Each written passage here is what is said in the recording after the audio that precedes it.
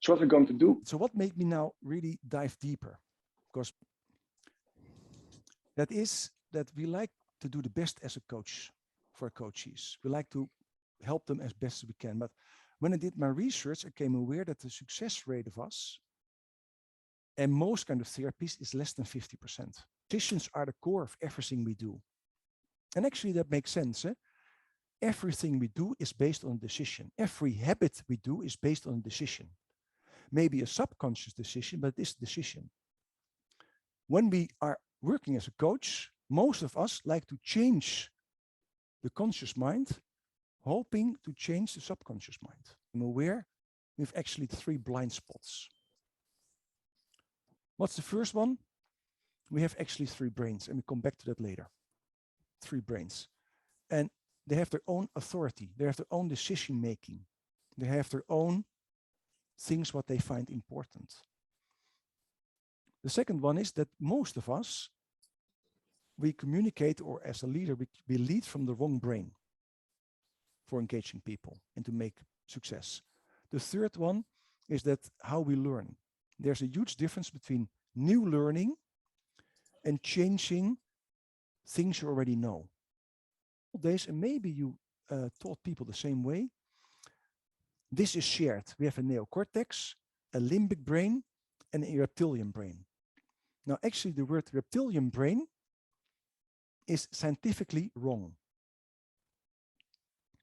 That we have an emotional brain is actually all scientifically wrong in that part.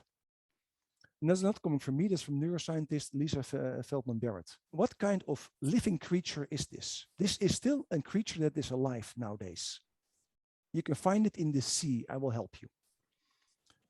What it doesn't have a heart and it doesn't have a head. It's actually a living gut. What does it mean? Now, what's the objective of our gut? Actually, the same as the sea cucumber, it has a lust for life. It wants to live. So it needs to survive. I simply call it most times the survival brain. That one makes the choices for you, what is good for you. It does not think about anybody else. Think of the sea cucumber. A sea cucumber is not a social animal. These are all the actions of the gut brain. The heart brain. So what does your heart do if you think about, say, coaching again?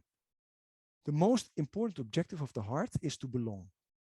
Again, with emotions or sensations or feelings, love, acceptance, understanding, passion, aversion, hate, sadness, guilt, shame, and it connects all the things with good and wrong. Last but not least, our head, and then we go do. Your head has one big evolutionary reason: predict the future. So tomorrow is better than today. That's why we have a memory. Otherwise, why would we remember? Memory is only for prediction. How does it communicate? That we have a thrive to learn, that we like to understand things, that we predict things, that we like to judge things. That's how it communicates inside to us. That's what kind of signals are sent to us. Having said that, what does it mean for our coaching and how can you create long-lasting change? Because that's where we're talking about. If we make this as a total setup, you could say in the deepest root of us is our instinct. Seeking happiness, belonging, love. That's how we are born. So if we take this as a working model, then talk coaching works with the communication and presentation. I see this, I observe this. How do you think about it? Well, I would say 3-brain coaching works the other way up and says, hey, actually, how does your heart and your gut communicate, connected with your head? What is their part of the story? And just imagine you're a manager. And your company and your department are doing not good. And there's a need to take action. Oh, I forgot the slides. A minimum of 5 employees should be made redundant. You have 10 employees and they all have the same level of competences. Now, you get 4 possible options how you could make a decision. And then the question is, the last one, I cannot choose between any of these 3 options. What would you choose? I don't know with whom of you made the 3 brains preference test, what you could do. But if you did, then start relating to yourself, hey, what was my score? And how does it relate to this answer? Because for the first choice, you have to be a gut-brain person. You just think about the company and your own qualities. You don't care about anybody. For the second one, you need a big heart brain.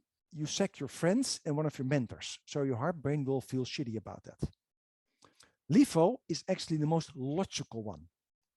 And it's a safe one because it's more in the head.